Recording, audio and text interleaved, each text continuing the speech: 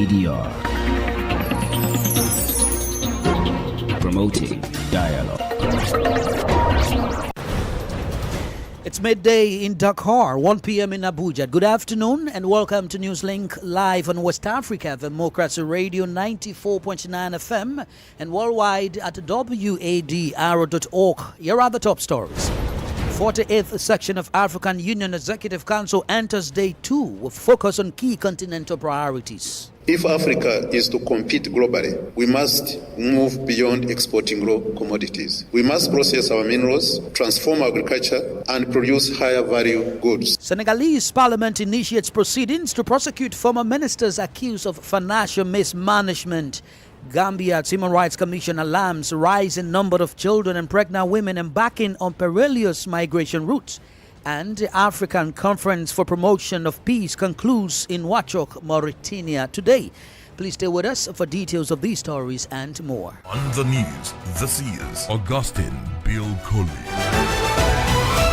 Many thanks for joining our broadcast. We begin in Addis Ababa, Ethiopia, where the 48th section of the African Union Executive Council entered its second day with discussions centered on key continental priorities, particularly water and sanitation.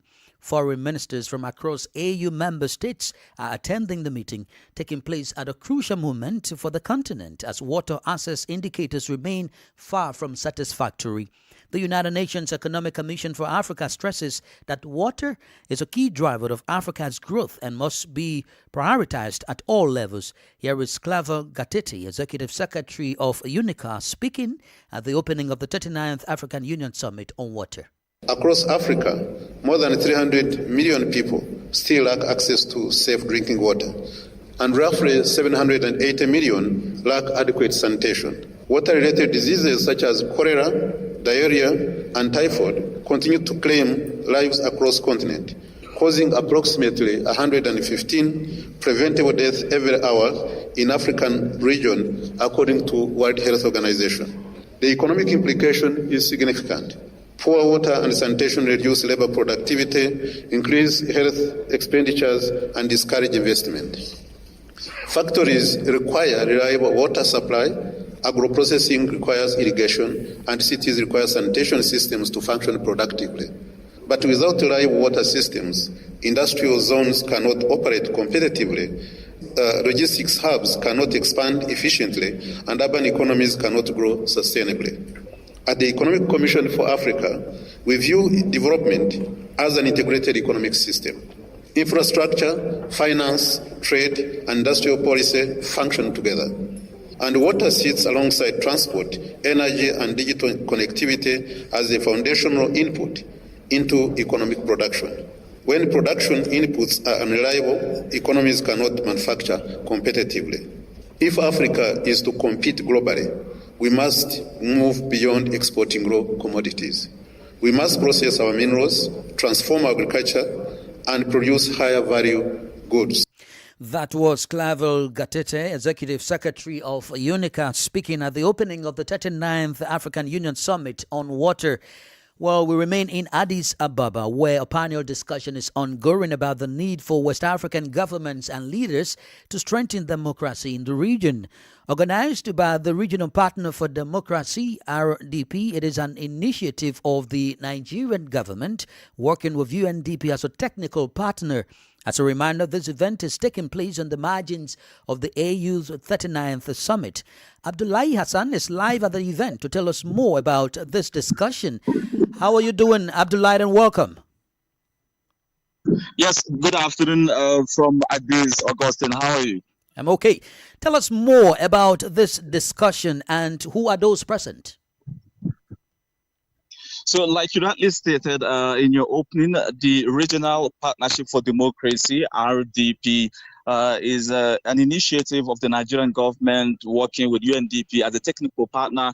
And according to Nigerian government, this initiative is occasioned by the sudden shift and decline in trust, form of trust from the electorate towards the political office holders, which shows that in the last 5 years, there have been between 8 and 10 coups across West Africa. and 17% across the continent. So the essence of this really is anchored on four principal values, but I can recall three from top of my head. The first is to promote civic education, two, to strengthen the democratic institutions, and three, to promote inclusive and transparent elections.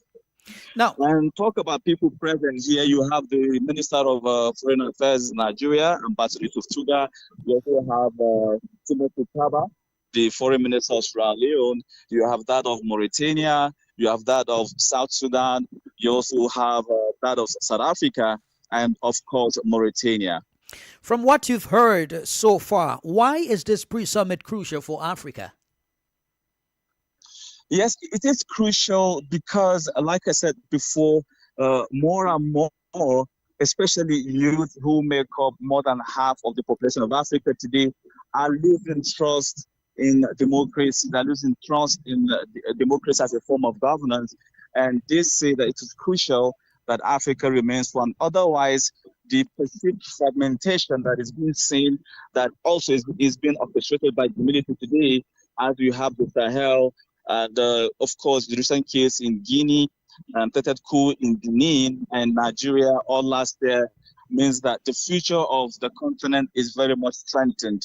But there is hope for democracy to either be renewed or build resilience. And so this is why, for many, that it is crucial. But I must say, from the words of the Minister of Foreign Affairs of Nigeria, Yusuf Tuga, he said the Regional Partnership for Democracy is not an initiative, a curative initiative, but rather a preventative measure. So why not prevent instability from taking place? Okay. So this is why for them it is important. Quickly, Abdullahi, aside from the Foreign Affairs Minister of Nigeria, I'm aware that some guests also deliver keynote addresses. Who are those people, and what can you gather from their speeches? Well, I can tell you primarily of the Undersecretary for United Nations and the Director of UNDP for Africa, Ms. Ohana. What she said principally is just one. She said, look, and she actually used a Nigerian phrase that you can't chop democracy. Like, people cannot eat democracy, meaning that democracy must serve the people and protect their interests. So it has to address issues of insecurity, provide for economic opportunities, create the space for young people to have employment opportunities, create an enabling environment for businesses, protect human rights, but especially she said that there needs to be respect for media or press freedom to allow for an inclusive and participatory governance or democracy. Now, before I let you go, Abdullahi, do you think discussions from this panel may emerge during the Assembly of Heads of State come Sunday? Well, I can't be certain, Augustine, but one thing is clear. I forgot to mention that the AU Commissioner for Peace and Security, His Excellency Bankole, is at this panel, is at this event. So I think it is crucial. His presence means a lot, because the summit, the theme of the summit, the 39th summit, is water accessibility and improving sanitation systems. But for many delegates, Augustine, I will tell you, for hundreds of delegates, ministers and ambassadors present here, it goes beyond water, because water is a problem today because of the intersection of insecurity, political instability, climate change, and a host of others. So this may make it to the table. I'm sure it will. All right. Thanks, Sokala. We keep you posted, Abdullahi, as you follow up the events there in Ethiopia. Do take care, Augustine. Thank you. Thanks. More stories coming up on West Africa Democracy Radio. Newslink continues. Well, let's take you to Mauritania now, as the African Conference for the Promotion of Peace concludes this Thursday in Wachok. The event brought together political figures, hundreds of scholars, academics, and opinion leaders. It served as a platform to propose initiatives aimed at fostering peace across the continent and made an urgent call for the restoration of peace values. The ceremony was also a motion to highlight the presentation of the African Peace Prize to Chadian President Mahamat Idris Deby Itno. Christopher Aticho reports. Participants highlighted that the African continent is regarded as the future of the world due to its abundant human and natural resources. However, this status has led to international rivalries, internal tensions, and various challenges that test the cohesion of nations. The discussions then turned to the challenges of achieving peace in Africa. Academics proposed strategies for fostering lasting peace on the continent, emphasizing the connection between development and security, social justice, and the promotion of moderate values. Religious leaders also stressed the importance of religious tolerance, particularly in light of the terrorist crisis affecting several countries on the continent. The Nouakchott Conference is intended to serve as the platform for developing concrete policies and initiatives aimed at promoting peace in Africa. During the meeting, the African Peace Prize was awarded to Chadian President Mahamat Idris Deby Itno in recognition for his humanitarian commitment and support for peace across the continent. Chad, in particular, hosts many individuals fleeing the conflict in Sudan and those escaping terrorist attacks in Cameroon and Niger. This Nouakchott Conference on Peace in Africa takes place just before the summit of the heads of state and government of the African Union in Addis Ababa, Ethiopia. Thanks to Christopher Aticho for bringing us that report. Now, away from Mauritania, in Nigeria, a proposed bill introduced by the United States lawmakers seeking sanctions against certain Nigerian individuals and groups over alleged religious freedom violations has triggered fresh debate. The move has reignited discussions around Nigeria's internal security situation and the implications of international scrutiny on national sovereignty. Yeche Nusasetu shares the details. 5 U.S. lawmakers have introduced the Nigeria Religious Freedom and Accountability Act of 2026, proposing sanctions against former Kano State Governor Rabiu Kwankwaso, the Miyetti Allah Cattle Breeders Association of Nigeria, and Miyetti Allah Kautal Hori. The bill alleges involvement in religious freedom violations and recommends targeted sanctions, including visa bans and asset freezes, under the Global Magnitsky Human Rights Accountability Act, if passed into law. It also directs U.S. authorities to assess whether certain Fulani ethnic militias operating in Nigeria should be designated as foreign terrorist organizations, a move with far-reaching diplomatic and security implications. The proposal comes amid sustained international concern over Nigeria's insecurity and claims of religious persecution. The Nigerian government has consistently rejected such allegations, insisting that violence affects both Christian and Muslim communities and that security operations are ongoing to address the crisis. Although still an early legislative stage, analysts say the bill could shape future diplomatic engagement between Abuja and Washington if it advances in Congress. For WADR, Yeche Nusasetu in Abuja. Now, here in Senegal, the government's drive for accountability is gaining momentum. Several former ministers from the previous regime could once again face prosecution. The National Assembly has initiated impeachment proceedings against 2 former ministers during Macky Sall's administration. This marks a new step in the transparency and accountability policy undertaken by the administration of President Bassirou Diomaye Faye and Prime Minister Ousmane Sonko. Details with Imo Edit. During its meeting on Tuesday, a parliament examined the request submitted by Justice Minister Yassine Fall. She is asking the members of parliament to proceed with the indictment of former Health Minister Abdoulaye Diouf Sarr and former Communications Minister Moussa Bocar Thiam. The Conference of Presidents of the Assembly immediately set February 19 for the examination of the draft impeachment, initially in a technical committee. On February 23, the deputies will meet in plenary session to validate or reject the request from the Minister of Justice. If adopted by Parliament, it will pave the way for legal proceedings against former Health Minister Abdoulaye Diouf Sarr and former Communications Minister Moussa Bocar Thiam. They will then be brought before the High Court of Justice, which will be established in December 2026. The former health minister is cited in the 2022 report of the Court of Auditors, which reported the misappropriation of funds disbursed at the time to fight against COVID-19 in the country. Former Minister of Communications Musa Bokacha is also mentioned as part of the project to develop the digital technology park renamed Senegal Connect Park. Since the arrival of the new authorities almost 2 years ago, several former ministers under the old regime have been investigated by the justice system in the name of accountability. A more edit reporting there. You are listening to Newslink here on West Africa Democracy Radio 94.9 FM in Dakar, Senegal, and online at wadr.org. Here is a reminder of our top stories. 48th section of African Union Executive Council enters day 2 with focus on key continental priorities. Senegalese Parliament initiates proceedings to prosecute former ministers accused of financial mismanagement. Gambia's Human Rights Commission alarms rising number of children and pregnant women embarking on perilous migration routes. An African Conference for Promotion of Peace concludes in Mauritania. Still ahead in the news, we have a press review, guest interview, and sports. Please stay with us. Fresh and breaking news all the time. Hear it first as the news breaks, only on West Africa Democracy Radio. Newslink continues. Thanks for being with us. We are streaming live on YouTube at WADR and on Facebook, WADR English Service.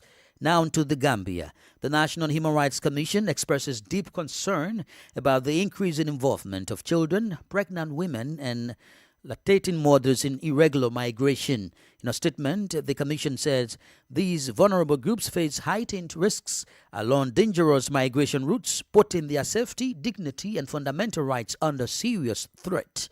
WDR's Banjul correspondent Sandona Mendy completes the story. In its statement, the National Human Rights Commission stressed that the growing involvement of vulnerable groups in irregular migration demands urgent intervention. The Commission called on the government to design and implement targeted policies aimed at reducing irregular migration among at-risk populations. It urged authorities to prioritize access to quality and affordable education, healthcare, and social protection alongside improved information, guidance, and counseling services. The NHRC also emphasized the need for stronger family support systems and economic empowerment initiatives to address the root causes driving migration. Reaffirming its commitment to safeguarding the rights of all Gambians, the Commission pledged continued collaboration with relevant stakeholders to curb irregular migration and protect vulnerable migrants. Meanwhile, figures from the Gambia Immigration Department show that between January and early November 2025, a total of 2,041 people were intercepted while attempting to migrate irregularly. Among them were 21 pregnant women and 77 minors, underscoring the increasing involvement of vulnerable groups in these journeys. For Newslink on West Africa Democracy Radio, I am Sangdana Mendy, reporting from Banjul. And in Niger, economic operators are delighted with the reopening of the Benin-Niger border, which passes through Nigeria. The Samia-Kamba corridor, which allows passage from Benin to Niger via Nigeria, had been closed for several months. More than 1,500 trucks from the port of Cotonou were waiting to cross over for the reopening of this corridor to transport their goods. This comes as a great relief just 1 week before Ramadan and the Christian Lent. This is the newspaper review. Stay abreast and find out what the top stories are in your country. This is the newspaper review. The newspaper review. Well, let's join Nadi Tete in Accra for the press review. Welcome to the newspaper review segment. We'll start off with the Daily Graphic newspaper front page. Parliament approves 9.27 billion Ghana cedis for NHIA. Mahama Cares gets 2.9 billion Ghana cedis boost. Also here, NACOC to start licensing cannabis cultivation for medicinal purposes. The Daybreak newspaper, NIB reverts to BNI. I'll work relentlessly for NPP victory, Dr. Mahmoud Baumia says. NIGP Yohonu promotes 12,802 police officers. The National Enquirer, NPP cocoa board hypocrisy, over 5.3 billion bags of cocoa undelivered in 2023-2024 season. Also here, MOFA and Premix Secretariat roll out reforms to safeguard community development funds. And GRA clarifies new VAT regime and assures public of no price hikes. Daily Analyst front page, Ghana Gold Board CEO honored. Also, Ghana engages Afri-Exim Bank, and NDC clears Baba Jamal. The Overseer newspaper, tension brews at ECG over attempt to renew MD's contract. The BNFT newspaper front page, regulators push bank listings to anchor domestic capital. GRA debunks price hike claims of new VAT regime, and government to establish independent fiscal council to strengthen post-IMF economic oversight. The final paper here, the Hawk newspaper front page, MP moves to clean up dirty campaign cash, and Batakari Wednesdays launched, and Baumia's man in hot water over Ifutu delegate cash. That's it for the newspaper review segment. It's back to you in the studio. Thanks to Nad, edited for the newspaper review. Politics, Analysis on major news, social matters, and all. This is A Guest. Well, the guest interview focuses on Niger, where economic operators are delighted with the reopening of the Benin-Niger-Border corridor, which passes through Nigeria. The Samia-Kamba corridor, which allows passage, had been closed for several months. More than 1,500 trucks from the port of Cotonou were waiting for the reopening of this corridor to transport their goods to Niger. Mamadou Gamache is the Secretary General of the Union of Transport and Related Workers of Niger. He speaks about this latest move. Oui, on apprécie très bien la réouverture de ce corridor parce que... Yes, we greatly appreciate the reopening of this corridor because if it's secure, it's better than the corridor that leads to Burkina Faso, a risky corridor, if you will, where a lot of time is wasted waiting for military convoys. The wait often lasts up to 2 or 3 months. You see, which isn't profitable, it's not economical, and above all, it's flat. So, with a new corridor that runs from Benin to Nigeria, goods can reach Niger in 48 hours at most, without any obstacles. That's because there are some problems in the Beninese section of the corridor.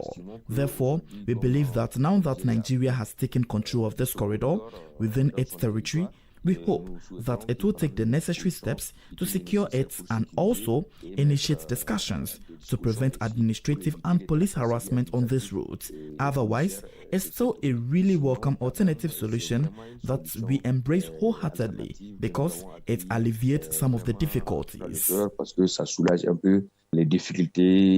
How exactly will the reopening of this corridor facilitate trade between Niger and Benin for Nigerian economic operators, given that the land border between the both countries has been closed for over a year now? The port is not closed, and even though the border is closed, it's not closed on the Benin side. It's Niger that has kept its border closed between itself and Benin. So, the port is open for Nigerian flights for Nigerian traders. Therefore, Nigerians who wish to use the port of Benin have not been prevented from doing so. This is why some importers prefer the port of Benin to the port of Togo. That's why some Nigerian goods arrive through the port of Benin. Trucks leaving Cotonou at the port cross Benin to Kandi. It's from Kandi, within the Beninese territory, that the trucks divert because after the port, they have to detour to reach Nigeria and the newly reopened route from Kamba. This will facilitate traffic flow. The border was closed on the Beninese side, so an alternative had to be found. So, the alternative for those who choose the port of Benin is to go through Nigeria, and the reopening of this corridor, Samai Kamba, is truly a godsend, a huge relief. It's good news for transporters and offers relief to importers and consumers of products coming from this port. Les importateurs pour les consommateurs des produits qui viennent de ce port. Niger is heavily dependent on imports from the port of Cotonou. How can Niger's economy benefit from the reopening of this corridor? Oui, ça c'est automatique, comme je vous dis. Yes, that's automatic. As I said, trucks that used to leave which took 2, 3, 4 weeks, a month, now only take 2, 3, a week, or less than a week. So you see, this will boost the economy since the goods are leaving. We are a landlocked country without a port, and we are almost entirely dependent on external consumption. Everything comes from abroad and through ports. The least expensive and closest port is Port of Benin. And with Benin, Nigerian highway operators have a problem. The border remains closed. So, we need to find an alternative solution to alleviate the situation for our people and also to ensure that traders have a solution that will avoid unnecessary costs, unexpected expenses, and all that, and the risks, the wasted time. You see, it's a whole host of problems that are avoided thanks to this. Several attempts have been made to reopen the border between Niger and Benin, but so far without success. Do you also hope for the reopening of the border with neighboring Benin, which has been closed for almost 2 years? All we can hope for is that despite the situation between Niger and Benin, the authorities will meet and find a way to normalize the situation and open the border on the Niger side. All we want is for the Nigerian and Beninese authorities to understand each other and for the Niger-Benin border to be reopened, which would certainly bring relief to the entire country. I am sure that sooner or later they will find solutions. Niger and Benin are not at war. You see, even countries at war trade, negotiate and talk to each other. They will sit down at the negotiating table sooner or later to resolve this problem. This situation benefits no one, neither the state nor the people. Ni les États, ni les populations. Mamadou Gamache is the Secretary General of the Union of Transport and Related Workers of Niger. Now, in the world of sports, Uganda's under-20 national team has arrived in Ndola ahead of Saturday's match against Zambia. The team touched down at Simon Mwansa Papupwe International Airport at 11:55 p.m. Uganda hosted Zambia a week ago in the first leg of the third round of the FIFA Under-20 Women's World Cup Poland 2026 qualifiers. The match will kick off at 3 p.m. at Live Mwanawasa Stadium, and team that wins the second leg will qualify for the final round, where they will face either Ghana or South Africa. And that's the latest in the world of sports. With that, we've come to the end of this edition of Newslink here on West Africa Democracy Radio, broadcasting on 94.9 FM and online at wadr.org. Thank you for listening. Many thanks to Mustafa Sek and Maudu Ju for the technical support. To interact with us via our social media platforms, including X, Instagram, and Facebook at WADR English Service. I am Augustine Curley. Good afternoon. And many thanks to you for listening to Newslink via Hot 104.3 FM, New Me FM 94.0, Hilltop Radio 104.7 FM, and Veritas Radio 102.9 in Banjul, the Gambia. We also appreciate our listeners in Liberia via Alternative Youth Radio 98.9 FM, Lofa County, Radio Kagama 94.5 FM, Nibe County, DCN Radio 91.3 FM, Riverside County, Wakat FM Radio, Banga, Liberia, Radio Baf FM 91.3 Sierra Leone in Nigeria, and Love 104.5 FM Abuja. For you listening via Radio Pad 95.1 Damango, Savannah region, and on Royals FM 104.7 Wenchi, Ghana, we say a big thank you. Remember, West Africa Democracy Radio is all about you, your views, and your opinions.